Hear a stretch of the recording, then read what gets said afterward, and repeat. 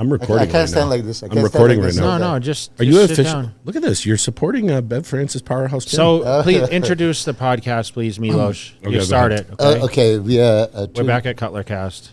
Yeah, I don't know the number of the podcast, but I know that the last podcast was with Sugar Sean Ray, and you just told me that was most wonderful podcast. I'm looking forward to listen tonight because I didn't sleep. I was at the UFC, and then I was on a live stream from Romania. So I can imagine that Sean, being historian, being open-minded, no filters, speak his mind, could be a great listen. By the way, I put in the one bet for the UFC that you gave me too, and I couldn't bet because it already had passed that fight, and guess what? He lost. Oh, the Prohaska. Yeah. So Milos saved you by not. I lost. I told But him you didn't two. bet. I gave him. You did? I gave him Aspinall. He gave me two, but by the time I went to put the bet in, Aspinall knocked him out in the first round. Yeah. So it was done, right?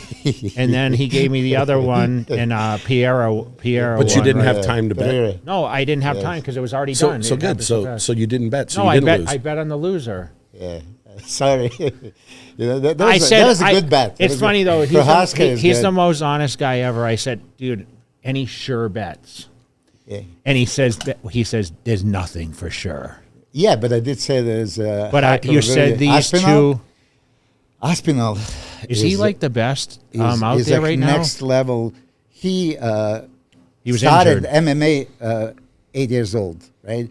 And he is good in everything. He trains boxing with Tyson Fury, imagine. And then, super heavyweight and moves like a middleweight, speed, intelligence. He's going to be trouble for Jon Jones. I can't wait for that fight. Jon is going to fight Stipe. This is legendary fight that has to happen. Both of them wants to challenge each other.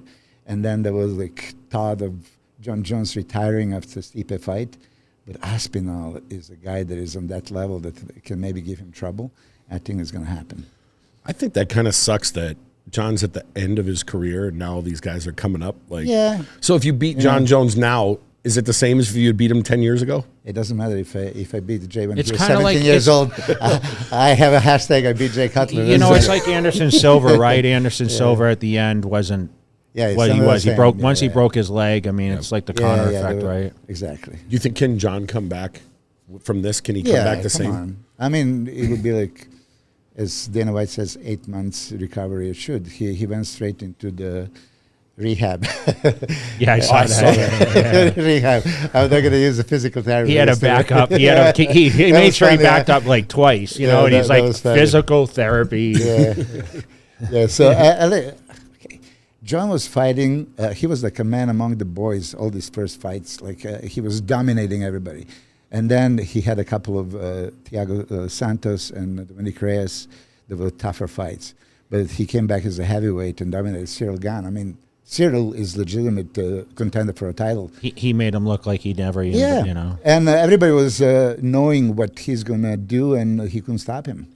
So Jon Jones is next level. Do you remember when Jon Jones chased down someone tried to rob someone? It's just the very beginning. He was like 20 or 21 or something when this happened, and someone tried to rob a purse or something, right? Yeah. And he ran down and beat the guy up because the guy stole the purse, and it made national news. And even during COVID, when people were trying to cause problems, Jon Jones was running around. He's like, "Give me that spray can," and the kids would hand it to him. Imagine that. He's still like. It's different with him because he's tied to the bodybuilding world because he was signed to GAT and he would come to all the Mr. Olympia and the Arnold, and we had him at the American Fitness Expo. He was at the Young LA meet and greet because he's a Young LA clothing brand. So it's kind of he's kind of one of us because he's around the industry. Of course he's one of us. Okay, of course he's one of us. Only better, more dangerous. But did I say it? Okay, this shirt I got from Jay Cutler. Okay. Jay gave me like a bag of his clothes because I asked for it, and this is one of them. So I had a special. Steve, I was going to go Friday. I swear to God, Hunter Campbell and I were going to come and train in your gym, and I was late for my flight. I missed the flight.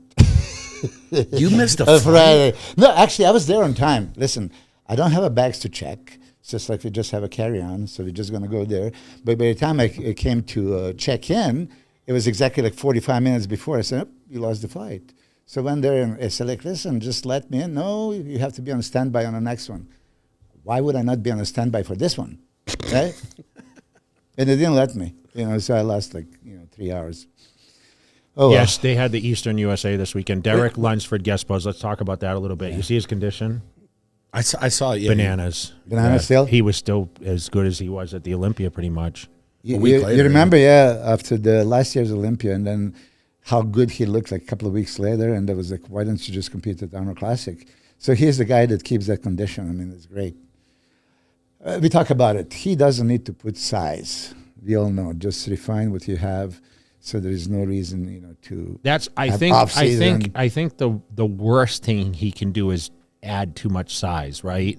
Because we all know where the size will end up eventually going, right? Yeah, exactly. And ruin the taper, which is his calling card, right? There's a danger for everybody, especially for the shorter guys. If you're shorter and you try to pack on another 10, 15 pounds, it's going to reflect probably in the midsection that you don't want it. But one thing I wanted to ask, because before Olympia, Samson calls me, hey, what do you think of me doing Romania and Prague? I said, you're asking the guy that competed 110 times. I always welcome competitions, right? But hey, if you win the Olympia, I said, win, lose, or draw, I want to go. I want to promote the sport. And especially when he said it like this, like, gee, okay, we are looking from the aspect, you're going for the 10,000, money purse, and then, getting another victory. I said, no. He says, I want to, like Jay did, 2006, right? And Ronnie and Dorian, you go for $10,000 purse, after you just won $300,000 at the Arnold Classic, and you had a crack at $400,000 at the Olympia. Of course, it's not comparable. He literally wants to bring Olympia level guy to the Romania, Prague, and the audiences that have no chance to come and see it. And when he told me this, I was like, wow, I didn't even think that way. He could stay home, and relax and whatever. No, he says, like, I'm already in contest shape. I want to promote the sport. And so why did Jay do it? We all know Jay doesn't need the money. Why did you do it 2006? For the fan exposure. I knew that I was on top and I wanted to branch out and compete. I didn't look at the financials part of it because I don't even know what I don't know what I won. Back then, the Olympia was... You probably had the appearance check money under the table. No, you know what? Tell the truth. I might have got... you remember, a lot of those things were cash deals, right? So, I just, Steve was going as a judge, and, I wanted to stand next to Ronnie again. I knew he would go and kind of collect up, and I kind of wanted to do battle with some of the other guys. That didn't get to compete at the Olympia because they weren't qualified. Other countries competing, that exposure can really help a lot. Yeah. Still when we travel international, it's a big plus for us. I think getting out there and competing. Now the question is though, a couple people did say to me, why is Samson doing this? Because he already committed to the Arnold. He already committed to, UK and Arnold, Ohio. So what's the time? What does he need to shut it down? You were concerned about this. I just think about just someone getting burned out. And especially when it's not like you're doing small shows. You're going Arnold, Olympia, a couple shows. That extra 2 weeks could make a difference in you healing, because he's going to do 2 shows that if he wins both of those, it's more money than the Olympia. Right now, he made more money, the most money as a IBB pro for this year, right? Mm-hmm. From all everywhere. But that's not the point. The point is of this. The dry out process is what I worry about. You know what I mean? Trying to peak it all. He dried out for the Olympia, dried out for this, and he's doing Prague also. As you know, we never did anything extreme. So on that note, this is safe. Mm-hmm. So were you testing anything going into Romania this past weekend? We did pretty much exactly the same. What do you feel his condition was compared to the Olympia? He was drier this time, and better light so you could see it, for sure. But, it's not anything extreme. I talked to... by the way, I need to see Andrew Jack's video. I talked to Chris Aceto yesterday. He said, look, just ask Jay to show that video day of the show. After the show, you're going to show me, right? How he thinks that he considerably look better. And, you talk. I've seen that glimpse that you posted of Sean speaking about peaking in the morning or 12 noon, not looking good at 10 o'clock at night, which is true. I mean, it's like so many hours later, the body balances differently, and it can damage your condition big time. But another thing that I was going to say about Samson, please. We were at meet and greet, and it was already he was on his feet. He didn't want to sit down. Like me as a coach, would sit down, relax, and all the stuff. As soon as it's over, go back to the room. He stayed for over an hour and 20 minutes until the very last man took a picture with him, and he says, "That would Jay do?" And it's like, Jesus. Yeah, but Jay would sit. So a lot of reference coming back to me, huh? Yeah, I mean, we all take by our head. You were perfect representative of the sports. That's why you have such a huge fan base, because you treat everybody the way they're supposed to be treated. You remember the names. You remember the cities they're from. You remember their kids. I mean, Jesus. And Samson is trying to replicate. He's really into it, not for a fake, support. He loves all the fans. And imagine now he's competing in these two shows. He doesn't really need to. And would I want him to shut down? Yes, but then again, everybody's going to remember Romania this year. Hopefully Hostile is matching his prize money. Fuad. Yeah, I don't know. If he's not going to be happy about that. I don't know if he sneaked that into the contract. Yeah, I did with my metrics. You did, I had a day, yeah, of course. So but I was never going to make 100,000. Yeah, but they weren't giving away 400 grand back. So when you won the Canadian Pro, you got 10,000. Yeah. Did you get 10 grand? Yeah, of course. Wow. Yeah. You were ecstatic because 10 grand went a long way back then, right? Back then, yeah. Back then you were paid 140 for your house in Temecula, right? How much you pay? 169. Yeah.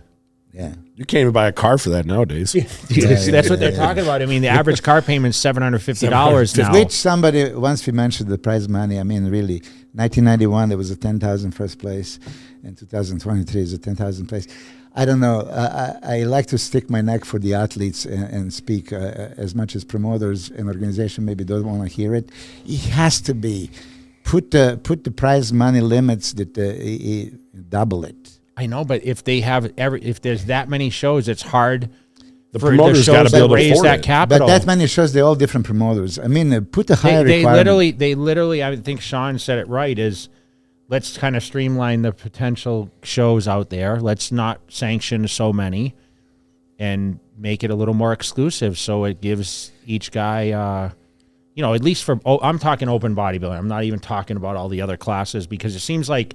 Now, of course, you bring in open bodybuilding, and the expectation is you're going to bring all these other classes, and the open is going to carry them. Yeah. Just like we talk about with the prejudging on Friday night, it's carrying all those other divisions there with crowd response instead of just having one. I mean, they literally should have the Mr. Olympia in one day. They should just start. And they can't say, well, Classic Physique is, hey, Classic was at 9 a.m. Yeah. I mean, of course, the bikini and all that probably went on because they took a break. But then push these to another space and put the men on at noon, back to back with the Classic, and then have it Saturday night, and the show's one and done in one day, and we're good to go. I would just think if it's the biggest bodybuilding show of the year, you should time it and light it properly so you can get the most out of it. The only sporting event that's happening at 10 at night is Formula One here this coming weekend. Well, UFC too. The main event started at 10. I know. But these guys but that's different. But they're adjusting, Milos. They're training probably later. They what I mean? They stay up later. That's what the only thing I can tell all these athletes, 10 o'clock's no problem. Mm-hmm. But you have to sleep until 11 or 12, have your first meal. Don't be 6 meals in by the time you get to 10 o'clock, because it's almost impossible to find that balance after eating 6 meals and hydrating those meals to go into your system, because you can't just go zero fluids to eat 6 meals, right? The water, it's the combination. Yeah, but you did. I mean, really. Yeah, but I wasn't competing at. I was 7 o'clock is when we started. We would start first at Orleans. It was you had to be there, and they started the men at 7 o'clock on the prejudging. They started prejudging with 7 o'clock. There was no. I just looked it up. There's 23 pro shows this year. Yeah. So what if they cut it to 15 and said you got to raise the prize money? I don't mind. There is more that promotes the sport. There is always something happening. Look at UFC almost every weekend, and I love it. I could watch Monday, Wednesday, Friday. But but the difference is they have the funding for it and they sell it out. But here, if you're already organizing the show, you should find the fans and sponsors and then give them a little bit more prize money. With this new rule that only top 3 qualify, why? Because they want those top guys to attend these shows. I mean, this is also what Samson is doing, okay? He's qualified already. He doesn't necessarily need this $10,000. You know, he's doing so that he can be seen, interact with the audience, you know, promote the sport. I think it's great. More shows, the better. I just think that bring the value up. Look, back in the day, we would compete also, like Vince Taylor, you know, Dexter Jackson, to get this money. I was competing. I was the first one to compete in every organized show, okay? And the best I could get is $1,000 for 5th place. You know, I never went into the show with we talk about it. Oh, I'm going to make money, but I was competing. Your contract, and your contract was bigger than a lot of guys with Weider.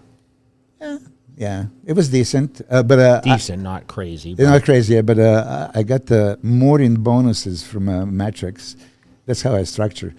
You know, I was thinking about, okay, if I wear a Matrix T-shirt or anything, I get extra money for every picture. So don't lie. You were incentivized by the money a little bit because you knew you were getting double. I mean, I didn't compete. So if you got $1,000 for that, if you won 1,000, you got 2,000. Oh yeah, and that's the 2,000 back then was a lot. Woo, great deal, huh? No, I just wanted to compete. Like I wanted to be on the stage. The 71 times they kicked my ass. I won only one show, but I love being on the stage. It doesn't matter where I play. What was your biggest expense when you were competing? Drugs, of course. I mean, that's like a complete sound bite, huh? Yeah. I mean what about like your cars and your house payment? You don't even count that, right? No, of course. I had that. Listen, I'm from Serbia. We have one car, not like you. You have one for each day of the week. Well, you had a BMW though. Yeah. You had 7 Series. yeah, dude. Look I saw you pull up in the rich guy car out here. Yeah. Exactly. He's got the same car as you today. Yeah, I know. Yeah, I'm 59. I'm about to, go. So let me just enjoy and drive a good car. Get a golf cart. Yeah. but what was your biggest expense outside the supplements? I mean, food. Food was crazy. Where did you buy your food at the time? Yeah, because we didn't have food sponsors or anything. Yeah, so you just go to the supermarket. Yeah, supermarket, of course. Sometimes organic stuff and all this shit. Yeah. But I was meat. So protein was expensive. Meat what was your main source of protein?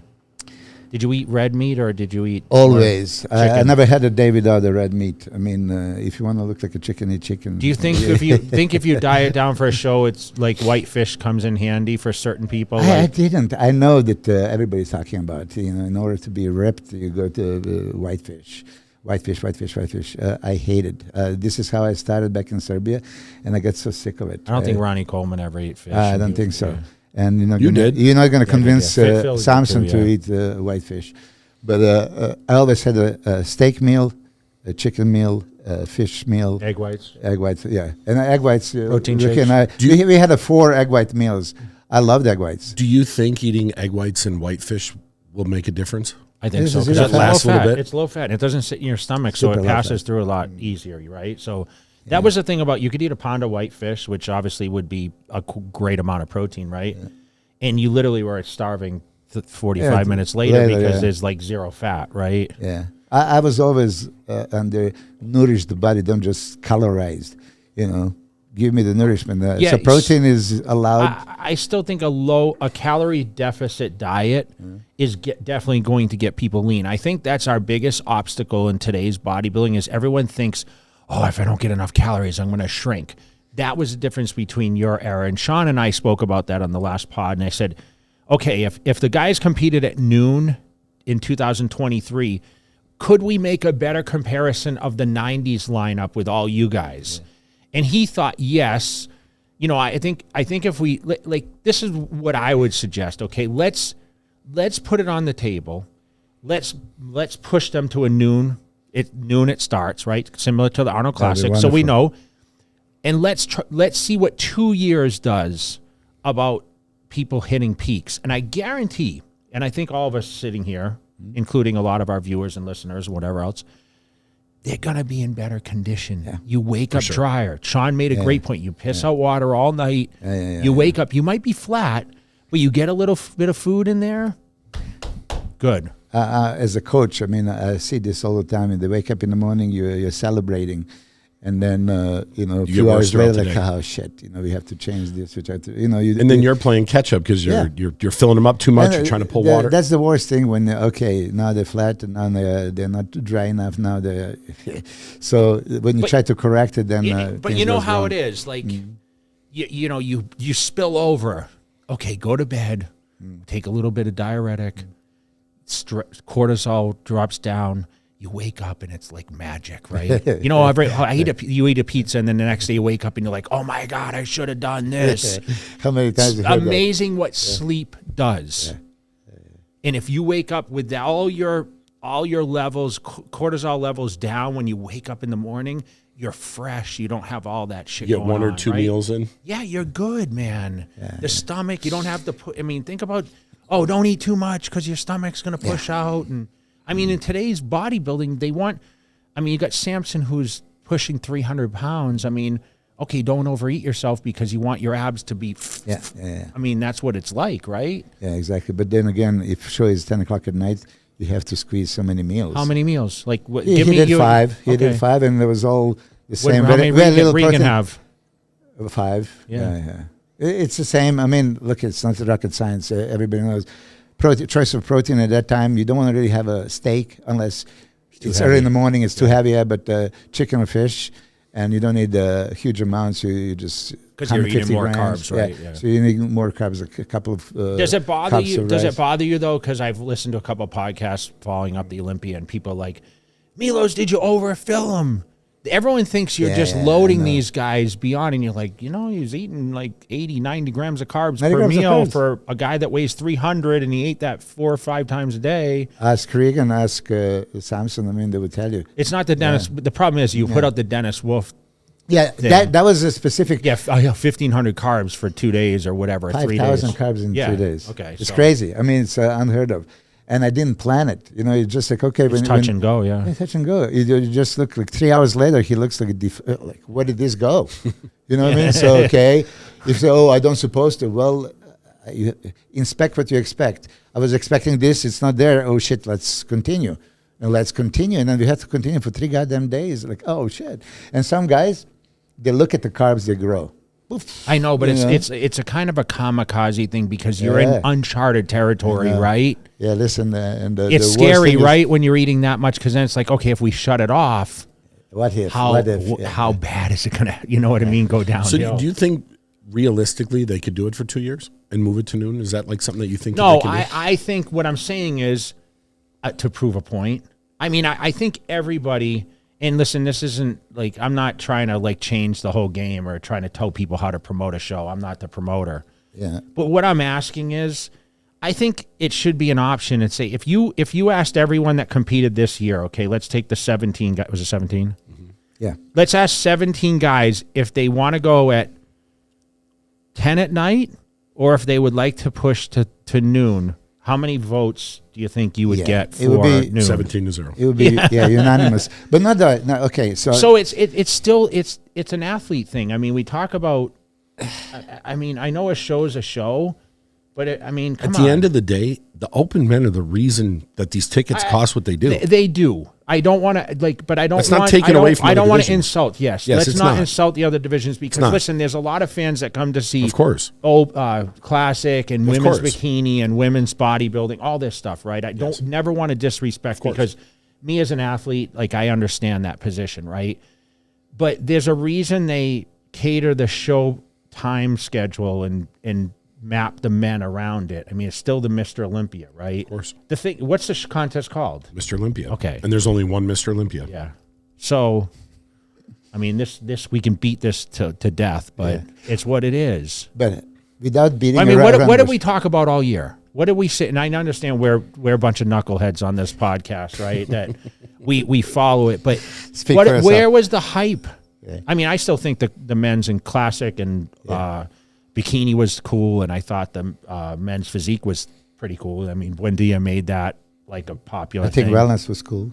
Yeah, I mean, there's a lot, right? But yeah, but listen, okay, without beating around bush, I'm known to be without filters. I don't want to insult anybody, but if the question is, do we want the best condition on the stage, the best physiques to be displayed to the world? This is Mr. Olympia best physique. How do we do this? You have to time it earlier, and you have to light it up perfectly. I don't want to say again, brag about, oh, the lights were bad, but they were visibly destroying condition of the best bodybuilders in the world. So now you have to judge them by scaled down condition. It's not really a real picture. It's not the same. And I don't know nothing about the lights, even though I was peeking on Chris Land when he was doing photo shoots with you. That's why he was pissed. I was shooting pictures of Jay with his lights. Yeah. And I end up looking like a photographer, right? But hey, anybody can be a photographer with the good lights. So anybody on the stage would look dramatic. And that's what we want. I can only imagine, I mentioned Samson, but anybody else, in these kind of Ironman lights like Q 2003. For me, still, the best Jay Cutler, whatever, we would think 2001, you look phenomenal, 2009, all that. But 2003, because of those Ironman lights, for me, that was the biggest impression. I was looking at you, dwarfing Flex Wheeler and Melvin Anthony, and creating actually that V-taper, even more dramatic, in your physique. And the lights were just showing the shoulders and chest and crazy quads and feathers under those lights. Why nobody can replicate? Maybe it was that Redondo Theater, bro. Could it be? Well, the Flex show wasn't the same. Remember when the Ironman turned into the Flex Pro Show? That's what Bob Chicks is saying. I don't know enough about light technology. I mean, it's probably the theater, dude. I mean, I don't know. What are you going to do? Grab those lights from 1991 and bring them over to the Olympia stage to a makeshift setup? Nothing's ever going to be perfect, and the problem is like, we're going to review a show today. Was the lighting perfect here too? We don't know. We weren't there. We're just like keyboard warriors breaking down a contest that you're biased because you had a trifecta in the contest. Listen, no, he's biased because he's the biased coach. Listen, I like to annoy all these enemies that always, I can't even listen to Milos. She's so biased. I'm out of my mind. See, if I said before the show, I'm going for trifecta, they're going to say I'm delusional. Well, that happened, so now I can brag about it. Okay, we need a biased coach shirt for you. All right, so talk about your top guys. So you had Samson was our winner. Yeah, okay. Going into the show, okay, let me establish something. Behrouz Tabani, and I want to talk about this. I know that Tyler Mannion and Don Salomon and Jake Woods, they did everything possible to bring him, and we still didn't succeed. Look at now. He just looked phenomenal in Romania, and now he has another opportunity in Prague a week later, and he can't even get that visa again, okay, for Czech Republic. Then there is Japan. A week later, he could go there and compete because he's always in shape. And just imagine prize money and exposure, being seen in Asia, being seen in Europe, and being seen in America. What would that do to his career? He can't. So now, people are sending me, okay, hire this lawyer, hire this lawyer. I can't hire, really. And he cannot hire because he tried a couple of them and didn't go anywhere. For visa, he had 2 different people. And this last lady, she was communicating with me and Tyler and Don. I was writing the letters to the embassies and all that stuff and didn't go anywhere. So what can we possibly do? I mean, can Ivy find a lawyer? Sneak across the border? Not to sneak across the border, but kidding. To find a way. I mean, I'm dying to help him and I can't. It's just imagine, Jay, you at your prime, ready for the show, dieted down, and then you can't enter the country. And then week after week, 5 shows that we prepare for, he couldn't get in. Does he live in Iran or does he live lives in Iran? He lives in Iran. So in order for him he probably has to go to Dubai or Turkey to try to get a... Yeah, he went to Armenia. Yeah, he went to Dubai, and then he tried everything. I mean, and that's another thing. He's there for a week. He can't even train. Okay, he could train correctly in any gym, but died because now you're traveling. You're in a hotel, and and he still looked the way he looked. And let me rewind it. 2021, that was his pro debut. and there was an argument that he could have won. There was a time when Rafael Brandao won and Samson was second and he was third. You know, he could go either way. I mean, he could have possibly win that show. Then he won 2022. He won Arnold Classic. So he pretty much, every show that he entered, he could have won. You know, so this is how good he is. What would he do if he was at the Olympia stage? I know that you saw him, and then you sent me the text like, oh, the Iranian guy is unbelievable. What do you think he would do at Olympia? He would crack the top 10 easily, right? And he could have possibly... A lot of people had him in the predictions. If he made it, he would have, you know, I mean, they talked about Nathan being top 10, and I mean, we've seen Nathan in the show. We'll talk about that. Yeah, I mean, he could have contend for top 6 place in his first Olympia, which is huge, and then get fired up and improved. And that type of prize money, there's life-changing. Yeah, but you know, when you place like that, that would give him a lot more motivation. I'm sure the guy's super motivated. Yes. But imagine coming and placing in the top 6, 7, 8 at the Olympia your first time. I mean, to be in the top 10. I mean, I didn't do that. Yeah. Ronnie Coleman didn't do that, right? Yeah. He was coming into the show to defend his title. He knew that Samson is coming, and he was still coming to defend his title. You know, and is this where he beat Brett Wilkin last year? Yeah. It's the same show, and he's very consistent. He's improving. About a month ago, I've seen a video, and I say, "Oh my God, he had like bleeding. He was like bruised." And he said he tore his bicep tendon.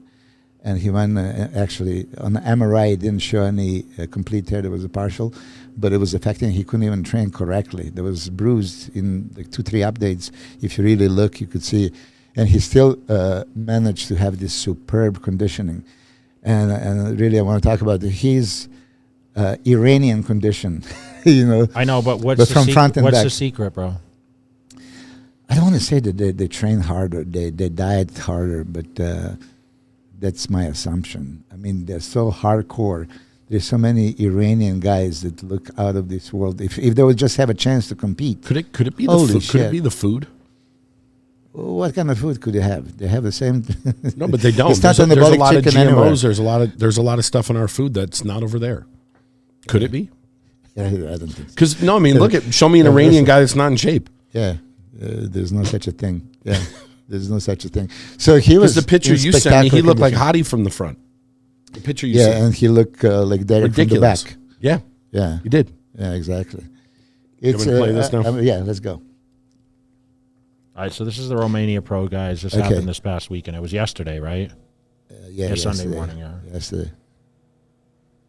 When's this going up, Matt? Probably Thursday. Okay, that's the top 6. So from the right is Andrea Presti, who competed at Olympia, placed 12th. He won a few shows. That was third Olympia. Presti is a friend of mine. I love him. Trained by Mauro Sassi. Always greatly conditioned. Upper body is really comparable to anyone. Legs still need to come up. So when he loses the shows, it's usually a balance issue because legs don't match. And I asked him to please come and spend some time here. I would train him legs. But I did one leg workout before the Olympia, and same night he ended up in the hospital. So I don't think he's too excited to come and train. Train is supposed to train, right? So Nathan here, Nathan is competing so many times this year. You mentioned, I think it's 6-7 show, and I take my hat off to him. I think that this year he improved. That's the best Nathan we've seen. But I think that he's slipping down from first show in Italy. You know, he just loses. Just his body looks tired. Yeah, you know. So you guys told me like, okay, you should not compete that much. It looks tired. We did back in the day. I started that whole trend, compete all the time, and I don't think I look tired. And then Chris Cormier and Dexter Jackson continued. I mean, you went to a few European tours. Would you think that your condition suffered in what was Vienna and then Romania and then Amsterdam? 2006? No, I definitely lost fullness. Lost fullness. Yeah. Depleted. Ronnie think that he could have got you in Romania. Maybe, yeah. Maybe. But so Nathan, I mean, you said that he gets smaller. He just didn't have that fresh pop. He had that dense muscle and round chest and legs. I didn't watch the I did. I mean, he looked good, for Nathan, but again, in a few percentages down. And here is now Behrouz. I just love Behrouz' physique. I love his shape, structure, everything about him. I think that if he has a little bit more sweep to his thighs, he would be ultra dangerous in any competition because every mandatory pose is excellent. You talk about his hamstring, you're going to watch that back, full, separated, inserted all the way down, super small waist, crazy glutes. Those are the glutes. Some people have a, down part. He has it from top to bottom, straight all over. Love his physique. Now, Samson, when I said this, and I posted one picture, and I question all of you guys, just looking at them standing in the lineup. And that's why I was pointing out to Dennis, look now, who looks like a Mr. Olympia? Just standing there, he was a standout. And this is what Samson has before he starts posing. You mentioned that Tyler Mannion dissected this 8 mandatory poses, and he saw Derek winning 5 over 3 of Hadi's. 2018, when Phil lost to Sean, if you look at pose by pose, I think in majority poses, Phil would win. He didn't win because of in-betweens, how he was in the lineup and everything else that the judges saw it. I think that Samson has just that crazy presence, 300 pounds of a beautiful shape. So that's what we were delivering here and thinking that he's going to overpower. I think he came a little bit drier here, which you're going to analyze. You're going to give me a hard time. And overall improved. Don't sleep. Don't sleep. Don't pull that on me. The Mohamed Fouda, I love his physique also. He's pretty round, this guy. Hey, look at him. Yeah. Everything. Shape, width, structure, everything is there. He's up and comer. Where's he from? Egypt, I think. He lives in Dubai, I think. Look at him.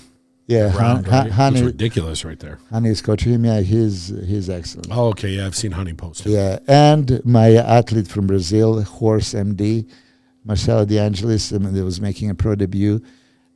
Beautiful physique, and now you said, he would do the damage in Classic. He tried Classic. He couldn't make the weight. He was 107 kilos, whatever that translates to, and he was 121 kilo. So 14 kilos more, which is 30 pounds. And in excellent condition, we were hoping that he can crack the top 3, and this is exactly what happened. Crazy legs, crazy arms, beautiful shape. And let's analyze.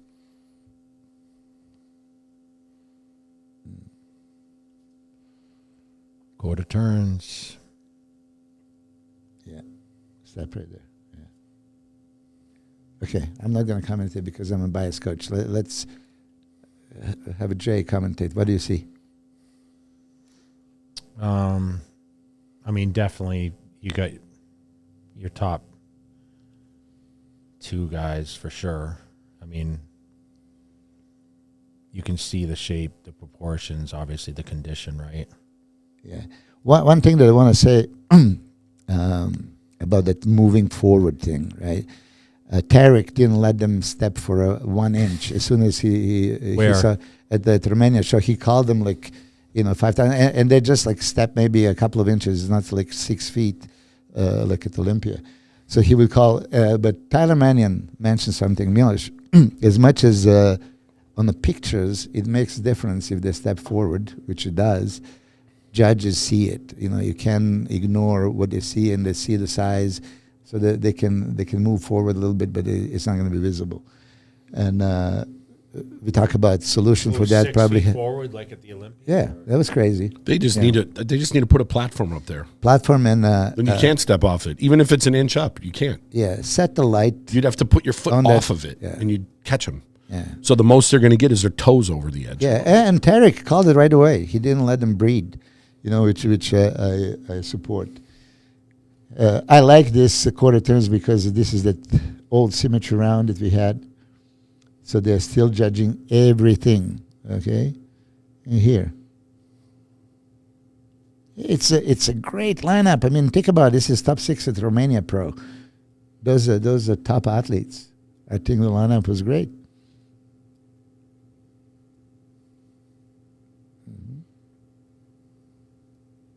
See, I didn't even realize. Behrouz, his 1/4 turn is better than the other one. I had the same, Yeah. They didn't even do the frontal biceps, side chest, the medullary biceps. They just did the 1/4 turns first. I didn't catch that. It was old school. I didn't catch that. Yeah, I didn't catch that first time. Okay, here it is. Hani's guy's really good. He is. He's really good. He stands out to me here. What place did he get? He doesn't stand out. He looks good. Stands out means he's winning. He does stand out in this shot. I don't think so. The legs that don't stand out. His legs look as big as Samson's. Yeah. Look at the whole. I mean, Samson gets washed out with these backlights here. Yes. I don't know what that backlight is, but.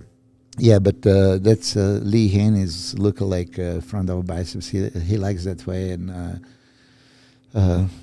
Manion's told him to hit it that way.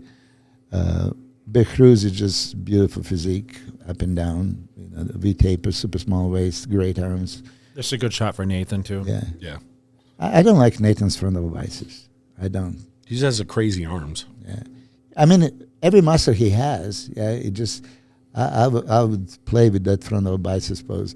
I mean, he keeps it too low. I would open up a little bit more, lift the elbows forward, flare the lats. You know what I'm noticing here, though? Look at all the lower halves with all the dots in the background. Mm-hmm. It makes almost everyone's legs look washed out. And I don't know if that's like that in person.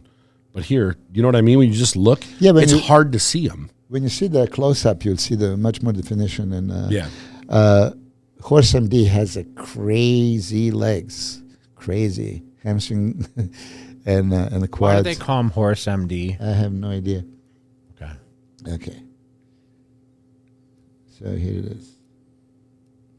So here's our top 3, right? Yeah. Top 4 with Nathan there. Yeah.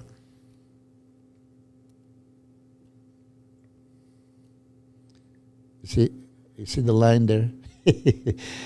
You can actually see the line. I'm still impressed with Hani's guy. A lot of detail. Just maybe not as thick, I think he's thick. He's got width, too. Yeah, he is thick. It's complete physique, for sure.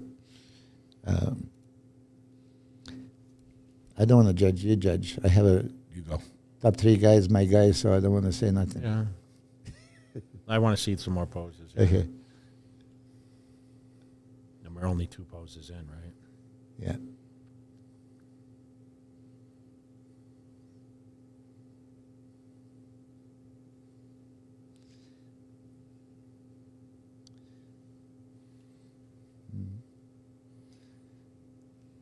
Samson's still kind of washed out with the lights. Yeah, Behrouz, like, look at the side leg, glute, tie, and all that, right? Yeah, he has a crazy glutes. I mean, this is striated from every angle. And look how far they go. Yeah. This is a good pose for everybody. Yeah. I mean, it is actually. Yeah. It's hard to sit here and like, this, I mean, we've analyzed the Olympia, and you could pick apart Olympia guys. Yeah. Like positioning different, but this is a hell of a top 6 guys right here, Yeah.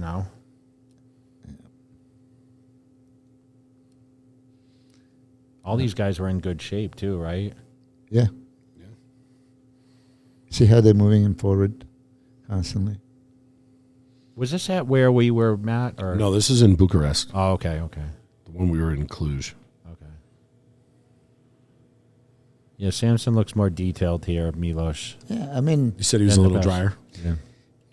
Very similar condition. I mean, I see him in a room, both times. It just, lights make you appear better lights make you appear better. Yeah, I can see where Horace loses a little bit on the rear double, right? Yeah, back double biceps, is a little bit his weakness. You'll see lat spread is off the chart. Yeah, Behrouz look phenomenal. You just, even on this footage, you can't really see it. I got some other footage that I posted on my Instagram. You can see much more detail. And those glutes were like razor sharp. Yeah. See, Horst MD has lads that go from here to Brazil, from Romania to Brazil. Yeah, super strong shot. I still can't figure out why he can pull the lats out in a rear relaxed pose like that. That's the goal. Super strong pose for Behrouz. Behrouz has a world-class back, that's for sure. And look at now. #bodybuilding, my 3 guys. How's it feel? It's great when they can use hashtag. Look at that. That's bodybuilding. You might even be on contention for Coach of the Year now. How can it be? I mean, Honey has a winner. Yeah, you can't. But you'll be mentioned. Honorable mention. Honorable mention. Stage decoration. Huh? Yeah. Yeah. I'm not inspired for that. Look at that. That's bodybuilding. Hell yeah. Yeah, Behrouz has a really good side tricep. Yeah.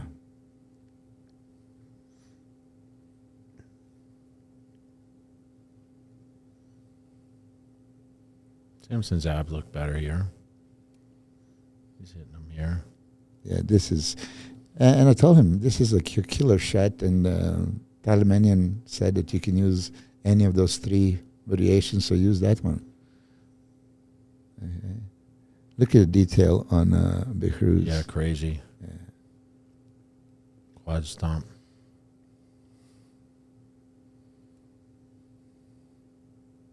Yeah. So I think a very high level. I don't know if there was enough audience there, but I'm off it now. Yeah, promotional value for bodybuilding. The show week after the Olympia. That was a huge thing back in the day. Everybody was trying to get that first show after the Olympia. I remember the Bern Beiderbecke promoter or the French promoter or anybody. They would want to have that first crack after the Olympia. The only difference is, back in the day, there was like 6 out of top 10 Olympia competitors. There was a bunch of shows, though, weren't there? Yeah, there was a bunch of shows. But it wasn't like, this weekend, then next weekend. It was like 3 days apart, But just think about, there was... Saturday, Sunday. Initially, 91, 92, 93, I remember European tours were 1 show a week. So we stayed 6 weeks in Europe. And then they changed it into like Friday, Saturday, Sunday, which is, 3 shows in 3 days, hard on the body. How would you stay for 6 weeks? Who financed that? They would? Promoters, promoters did, yeah. So they would pay for 10 certain guys, people? yeah, and then hotel was taking care of food. You had your $50 per diem, and in Europe that was enough. Wouldn't last long now. Yeah, it wouldn't last. Yeah, you couldn't get breakfast for that. Yeah, no. but listen, this is a top lineup, I think, and Romanian guys, Romanian people and European, they came to watch. Had to enjoy this. Is the Prague lineup going to be similar?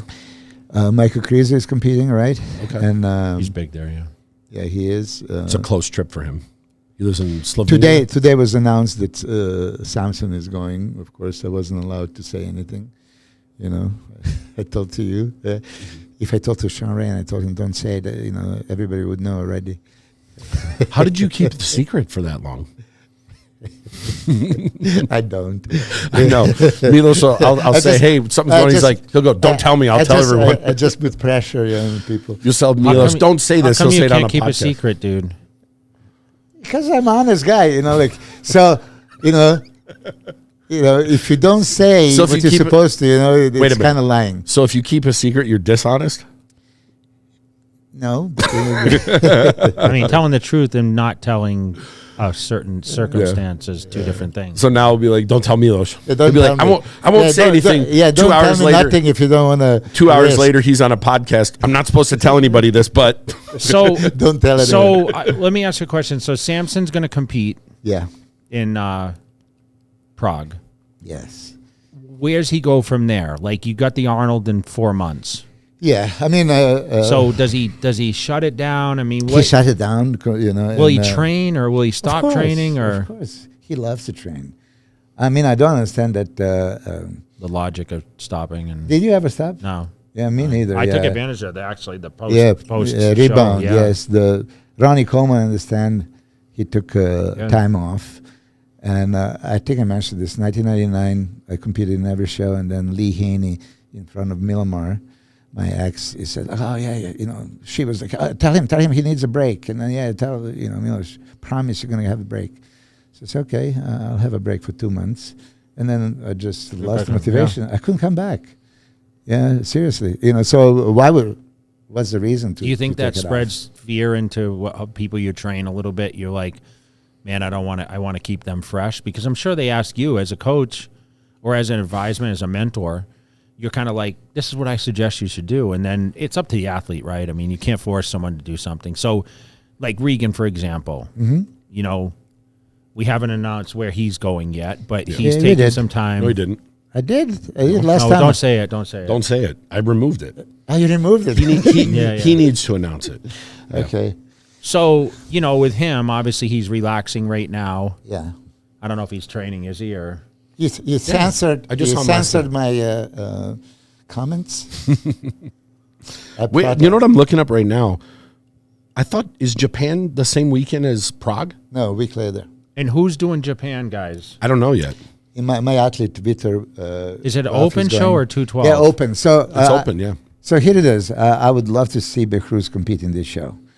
And immediately, I said, like, how about visa? And then he said right away that it's going to take like a month to get the visa. Japan. Yeah. So then I asked Betty, my wife, Japanese, to see, and she contacted. It could be like a week, up to a month.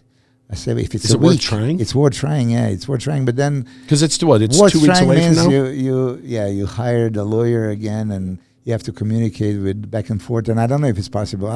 I'm going to have to get off the podcast. I'm going to continue talking to him. So here's a question. Why didn't he apply for some of these like a month and a half ago, knowing like, hey, might not be able to do the Olympia, but let me target Japan, even if it takes a month. I didn't ask him for Japan. I asked him for Prague. And those Prague people, they tried to help him last year, and I don't know what happened. And then the visa lady from Behrouz, I directly contacted with the Prague people, and they said they do anything, send anything needed. And after the Olympia, I was hoping this is happening, but I guess it didn't happen. So the question is, do they just tell him no, or when they say, look, it's going to take 2 months, does he say that's not enough time? Or you don't know? It's administrative processing that takes from day to a month. Mm-hmm. So maybe next year, if he wants to do these shows 3 or 4 months out, just apply for all of them. Because it seems like he's a guy who likes to compete. He would want to compete. He's ready. Yeah. I mean, I watch him throughout the year. He's ready at any time. Like Hadi, they don't get out of shape. I mean, so let's talk about this. You did the Arnold and Olympia a couple of times, right? 2 years. 3 times. Yeah. You won. When I was winning the Arnold, yes. No, 2002, you didn't do the Olympia. No. You won the Arnold. 2000, yes. So 3, 4, and 5. Sorry. 3 and 4. Yeah, twice.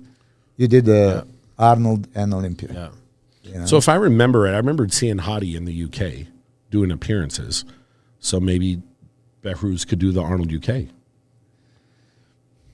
You know what I mean? I just Googled real fast what countries that they get an automatic visa, and it shows them. And it does. I don't think there are countries that have pro shows, but I'm sure there's other countries that are easier to get into than others. I mean, I talked to him.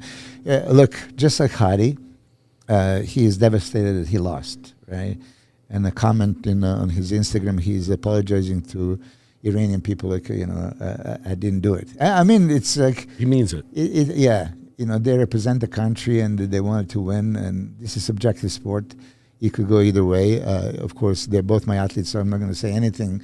It could go this way or that way. Qualified judges, and you said your job is to get them in shape, and then let the judges sort it out. Yeah, Tarek is a condition guy, right? And if he still see that Samson has so much that he can be touched, I really do think so. I mean, when I look at Samson, I do see Mr. Olympia. You know. So another thing that's going through, I'm just thinking ahead for him. Hadi won Vancouver, which means an Iranian can get into Canada, and there's 2 open shows in Canada. But I think once you get to Canada, you can come to U.S. So there was already a time that Hani did whatever needed to get him to Canada and U.S. Because he won that was shortly show. After. That was the year he won the 212 and an open show. I thought he was in Korea. He did a 212 Korean show. So how can he not get into Japan? Yeah, it probably just takes time. It probably just takes time. They just probably didn't do it. Now, when you talk about popularity of the other categories, when I told Betty, can you please contact the promoter from Japan, right, and see if he would bring and do anything possible to bring Behrouz. He says, that's open bodybuilding. It's not popular. So what do you mean? In Japan, men's physique is like above and beyond anything. You know, they would bring probably any men's physique super champion, but for open, she doesn't believe so. I think, well, you know, maybe going into 2024, I'm sure he can get into a lot of places. They just have to start applying, months in advance. We talk about this from 2021 and it didn't happen.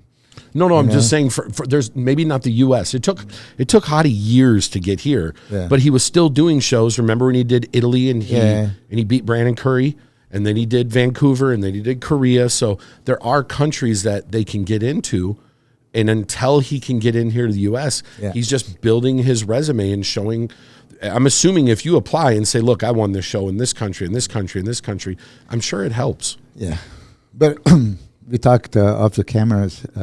We both appreciated, all 3 of us appreciated Tyler Mannion's review of the Olympia. I mean, I love that. You know, every great detail and transparent, so educational, so you know exactly what to look for. We are all in the bodybuilding, we all kind of experts in our own way, but we are not judges. They dissect this every which possible way. All the boxes are checked. Now I've just seen that they did symmetry round really in this show, and they're doing it at Olympia. As Bob Chick said, we are considering everything. Best man wins. But when it goes pose by pose, right, again, structure of Derrick and shape in the front of biceps, you were debating, is this enough to beat dancer look? And in that pose, almost equally V-tapered Hadi Chupan. You know, they know what to look for. We kind of glance it. I mean, I have to say, I didn't even see anything on Derrick's lats. You know, my whole prejudging, I was there watching. I didn't see it. I didn't notice. And there's that questionable thing, should he be penalized? Didn't they see it? Because if Hadi was penalized for shoulders. He was penalized numerous times. Yeah. Tommy was penalized too. I don't know. It's just questionable. I don't know what to say to that. Yeah, you guys are always politically correct. No, we just, I just don't think. Just an opinion. Yeah, it's an opinion. And like we said, we're not judges. And see, like when you said how it was broken down, I personally think Hadi wins that shot, the front double. He's too dense everywhere. Yeah, and that matters. In my opinion, it's not like he has bad shape, but he's got the peaking biceps. He does have a V taper, and he's granite everywhere. Yeah, it's just hard to beat that. Someone else might have a nicer silhouette, but that's just the only thing. How did Keon beat Sean Clarida? Sean Clarida's midsection was not the same way as it was in years past. You think so? Yeah. I thought it was obvious. Yeah. You got to think Sean's a couple inches shorter, and Keon's waist was smaller than his. Yeah, but you don't see this in the front of your legs, front of the biceps, front lat spread. I think this year you did. Yeah. I think because I didn't watch it, but then when I went back and watched the videos, it was when you apply this, like how much density and better conditioning and more dryness and hardness, and Sean is complete. I think what happened. It's very hard to justify. He's got a short torso and a long longer I legs. think what happened was it looked like. Isn't that good? That would be a good. That's Lee Heaney. That's Ronnie Coleman. Ronnie Coleman too. Yeah. I think what happened with Sean, it just looked like he's got too much muscle on his frame now, and it doesn't seem like he didn't look as good as he did last year. He put on 6 pounds, he said, from last year. That's dude, on a frame that size. Isn't that the goal of a bodybuilder, to pack on the mass? I know, but isn't there a point where there's too much and then it distorts the physique? No, I seriously, I didn't see this on Sean. Me and Ronnie Coleman, do you think we got too big? Yeah, so let me put it this way. 2009, I loved your shape anyway. I love 2001. I like 2003. You think 01 was better than 9? But I was so impressed with Shape-wise. 2009. You were just overpowering. Jesus Christ, that was like I know, so much. but Would Jay Cutler from 2001 beat Jay Cutler 2009? If I'm a judge and I look for, as I say, the majority should be shape. You have enough size. So when you have enough size, like Sean Clarida had, Plenty. by adding more, is now better or worse? Ronnie thinks himself that he was the best in 1998. Before he got huge, right? Kevin thinks he is the best in 1993, Night of the Champions, much smaller. What was Flex Wheeler's best? Flex believes 99 British Grand Prix when he was the biggest. Yeah, that was his best. Where we would argue that his first Arnold win was his best. But you know what? I just 2003. He was peeled. 2000. 1993. 93, yeah. But you know what though? But think of it like this: when you were asking about Jay, 2001 to 2009, you were standing next to Ronnie, and who were you standing next to in 2009? You weren't standing next to someone that big. So that's what Tyler Mania says also. It depends who you stand next to. Remember, if 2009 Jay was standing next to a Ronnie, it might not have looked the same way just because someone else was equally as big. Yeah, it might have been a different illusion. I'm not saying it would. It took anything away from it. What is your version of Jay that would? I mean, 01's pretty balanced. That was like before I had to get overly big to win the Olympia and then come back down. Remember, I was about the same weight in 09 as I was in 01. But when you distort your physique to go, and I won my first Olympia at 273. Remember, you got to come back down, and it's like the midsection's bigger. As you get older, man, no matter what, your midsection's not getting smaller. I'm sorry. Legs aren't getting in the full flare. The conditioning the abs were so deep in 01, dude. Yeah. It made a huge difference to my physique because I had a wide waist. So when I had those chiseled abs, it really gave me a better V-taper than. And then, luck of the draw, I stood next to Ronnie Coleman, who was kind of bloated that show, It's mind-boggling to me that you were the same weight 2001 and 2009. Mm-hmm. Mind-boggling. I would say that 2009 you were way bigger. No, it's just illusionary. But think about it, who you was standing next to. Yeah, but, it doesn't matter who you're standing next to. No. I compare this to. What I mean is in 2009. I had the quad stomp in 2001. Hey, I just can you get that picture? The quad stomp? Come on. Just reach it. It's right there. It's my favorite photo of Jay. Yeah. Put it in front of the cameras. Put it in front of the cameras. Yeah. That's like the biggest Jay there's ever been. No? Well, it's the lighting, too. Look at the lighting. That's how much you weighed, how much less there, though? I was 254. There's no way on earth that's 254. So, guys, what makes this picture stand out great? That black background. Do you remember the background that year? No. Perfect lights. Do you remember the background? Do you remember the background that year? Yeah. Everyone walked out to a black background. Did you notice, too, I had no number on? The number fell off. When I hit the quad stomp, the number fell off. Yeah, I remember that. Yeah, it fell off. That. But you can see every detail because there's nothing else messing with your eyes. Look at light under to show the intercostal serratus and inside lats. Okay, so this is light up from every possible angle the way it's supposed to be. Like, oh my God. Who did the light that year? Would you?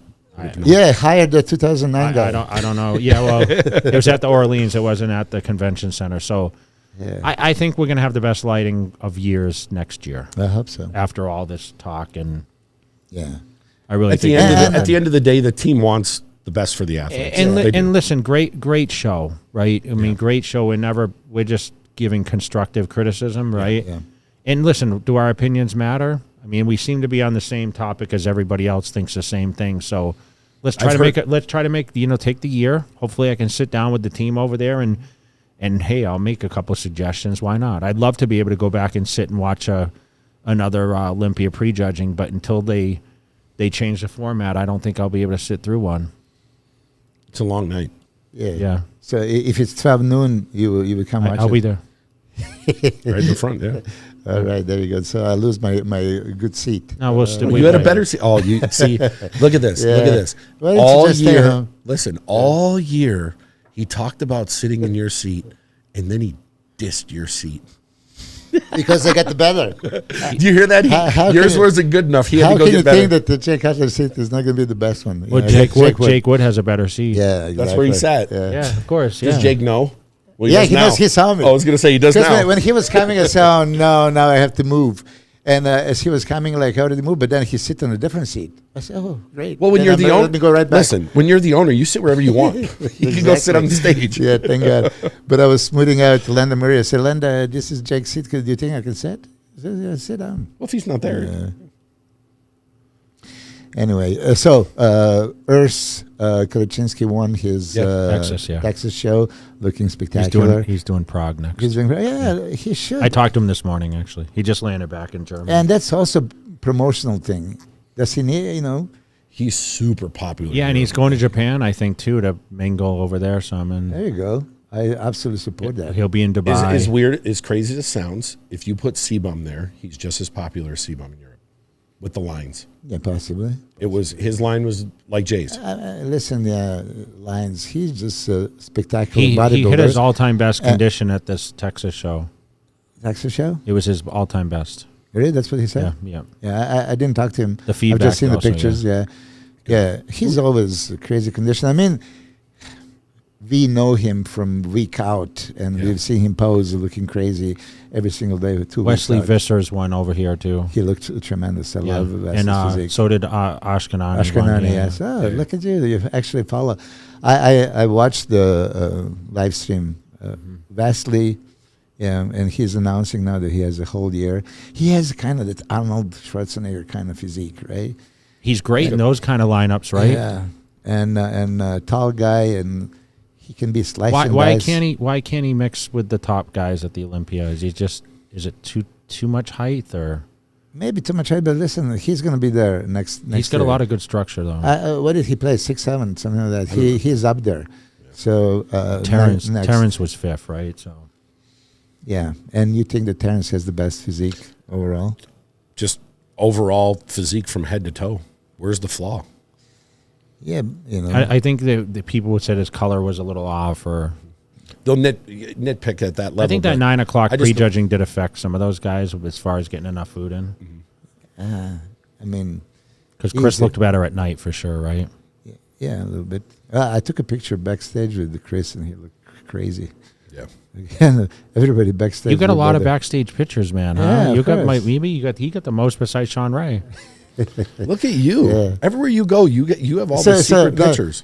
Tell me about Sean. You said that there was a super good podcast. Yeah, right? we talked about you guys training and and his intensity and the business of bodybuilding, how he's transitioned to doing other things, commentary, how he's looked upon as kind of a little controversial. Sean, he asked me too. He's like, "Why am I controversial?" I said, "Dude, like you just don't have a filter sometimes, and you get." You're straight up, and that's some people love it, some people hate it. I think sometimes it goes a little deep on people, but I've always looked up to Sean. I thought it was a great interview, by our way, probably one of our best. It was the longest one. Yeah, 2.5 hours. I love a real conversation with no filters. Yeah. It was real. He gave his opinion about certain things, and obviously he's in the organization, so he's involved, and we did discuss time of when athletes should compete. We talked about 90s versus now. He did mention that this Olympia wouldn't be in the top 10 for many of the competitors, which that some people were going to probably not take that the right way. But love him or hate him, I mean, he has his opinions. He's entitled to his opinions, and we wanted to give him this platform. Someone did ask us why we're giving him a platform to speak, and we don't cancel anyone. No. He's one of the most knowledgeable historians of the sport. Yes, why would you not want best him bodybuilder in the world? Yeah, I mean, one of the best. He didn't. I'm going to go back because he said that 96 was the year that Nasser flunked the drug test, but that wasn't. It was 95. Because I was there. 95? Was it 95? Yeah, 95. He was third, and he failed the drug test. I was there. Yeah. You're right. 95, yeah, and he said it was 96, by the way. So I think Sean, hopefully he's probably not going to watch this, but you know, one of the reasons why I think the interviews do well here, one, we do them in person, and two, nothing's planned. Yeah, people don't think that the thing that you plan, you didn't even ask him. I know, but I had one note written down to talk about when Jay failed the drug test and how he handled it versus Sean. And we never even covered it. Yeah, that was the only thing. But the difference is a lot of times you go to these podcasts and they got this whole list. We're going to talk about this. That's not natural. We just have a conversation, and wherever it goes, it goes. I never plan what I'm going to say, what I'm going to talk about. It's just normal conversation. But so you were going to ask him why he didn't do what you did, right? What you did was unheard of. Whoever failed a drug test, there's no complaints. I had some big balls, I think. You do? I did. No, I did, yeah. I just didn't care because you know what? I never thought I was going to be as good as I was. So I was like, okay, I looked at it as like, okay, I got second once. I may never get this again. I ain't giving up that 60K. That 60K was life-changing at the moment for me because, I landed 60 and then, I won money in 2000 at the European Tour. I got 14 grand at 8th at the Olympia. I bought my house that year and I was able to put a down payment. I won the Night of Champions, which was $15,000. I was guest posing every week, and the business of bodybuilding, my mail order was really starting to go then. I started my website in 2000, and of course I moved to Vegas and just started buying up everything and reinvesting the money, and I was on a roll. So I looked at bodybuilding as like, okay, I took a huge step forward, and it was only ever a stepping stone for me. That's what bodybuilding, I literally looked upon it as, this is a venture of a stepping stone to get to my eventual financial security. And bodybuilding, I have to credit it because it gave me all the ability to finance all these different ventures that I did. You need a base. Mm-hmm. And back then the base was a lot less than what you need today. Mm-hmm. So it's like the youth can come to me and say, okay, I just won 100 grand. What should I do with that money? What I could do with 100 back in 01, 2, 3 is a lot different from today. I could say real estate, but the problem is everything's overinflated. If you go to Kansas City or Missouri or some of these places, I'm sure you can buy decent properties, but the problem is the management, right? I actually lived I moved to Vegas to be able to invest in these things and have my hands inside and study the market and everything else. I just think it's really hard to manage something that you're not inside, right? So that's the hard part. But use it as a platform. This is my question. You're still heavily involved in bodybuilding. You watch the shows. You're a fan. Okay, and people are going to take this like disrespectful towards Dorian Yates because in the last podcast I say he's in yoga. First of all, I respect a great deal Dorian. I think he's one of the most knowledgeable. He was different. He revolutionized the sport. He dominated in the golden era with guys like Sean and Flex and Kevin and oh my God, right? So it's a very specific guy. I had a complaint with him, like, how come you are here at Olympia, you don't even watch the prejudging? He's not interested.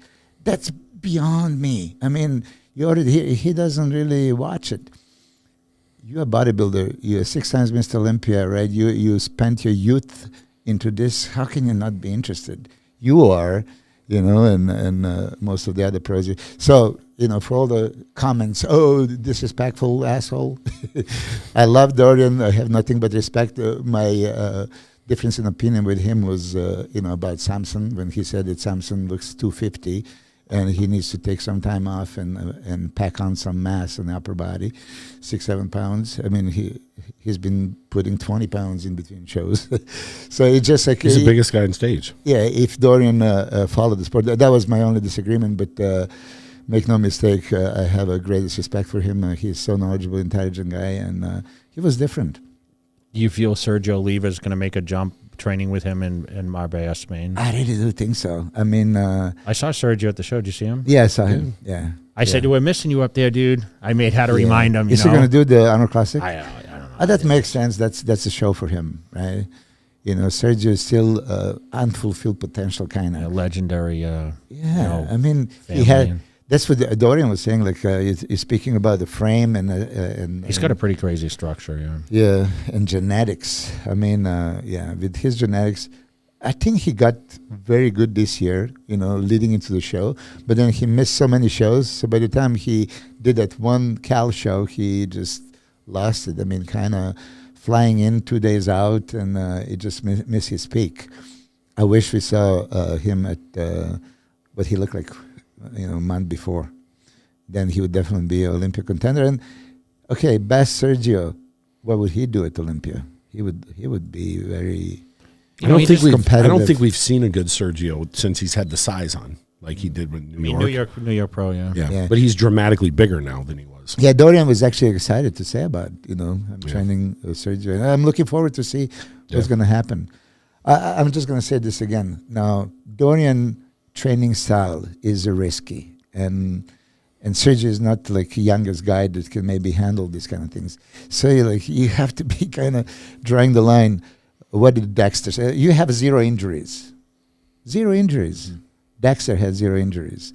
Most of the other people, Lee Haney. Yeah, Lee Haney. Stimulate, don't annihilate. So that's I'm a little bit. I'm not going to say concerned or afraid. But I'm sure that Sergio is going to be listening and Dorian is going to be listening. I mean, really, if you go all out, what does that mean? And at a certain age, when you pass that extra rep, extra something, even though it's a perfect form. I mean, I did most perfect form of a super slow hack squat. I promise. It could not be more controlled, eccentric. I go slow concentrics also. And my patella tendon exploded. Okay, so this is that the one extra. How's it feel now? I mean, my right leg is actually the good leg. Yeah, and I heard this from a couple of people that they injured and operated shoulder or arm or leg gets better. Yeah. How was Aaron Rodgers walking normal and not even doing anything after Achilles tear weeks ago? I mean, he's talking about coming back and playing the end of the season for the Jets. The Jets were in town last night against the Raiders. The Raiders won. It wasn't. See, I don't even know. I was completely out. Come back. Yeah. Yeah, I was completely out. Raiders won. Yeah. Raider Nation.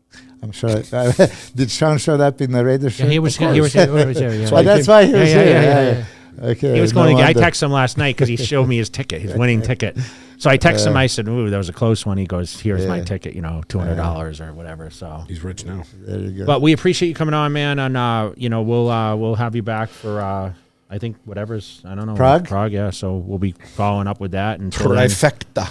Yeah. Anything else you want to add, bro? Congratulations. Everyone wish Milos great success. Yeah, I'm going to come up with a cool thumbnail. Yeah, please. Yeah. Biased coach has trifecta. Do you think Horace MD has the craziest side hamstring ever?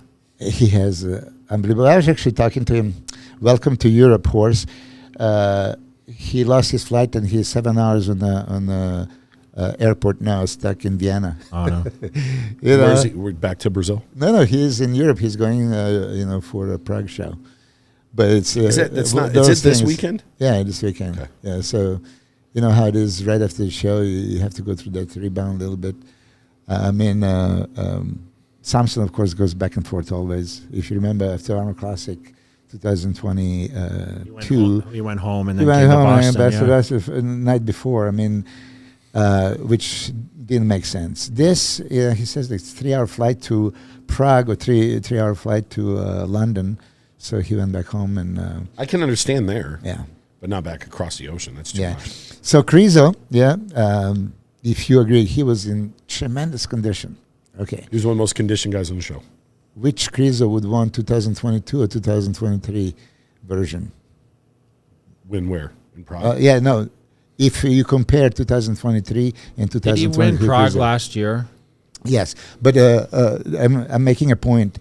Krizo sacrificed so much for this kind of condition that he lost way too much. I think the 2023 version with that full round muscle base, freaky, would 22. You mean 2022? Yeah. Yeah. And that's that controversy. Next. How far do you go? he got that crazy condition, but even when he's standing next to Regan. Yeah. Well, hopefully his rebound a little bit. He'll come up 10 pounds for this show, and I think really he's going to be 20. I think I heard already that he's playing a screw that he's just going to be big creaser. Can he challenge the contenders? You've seen that video that Hadi pushed him on the stage? I saw it. Yeah, you sent it to me. No, yeah. He's a bully. I thought you sent it to me. I mean, I didn't even check. Dude, did he show you? Or? Yeah, I've seen it. It's hilarious. He was like, Hadi just walks by and just shoves him. All right, I would have been he like, just move. Yeah, I mean, you gotta go. You need to put it on the screen. You gotta love Hadi. All right, guys. See you after Prague. Thanks, bro.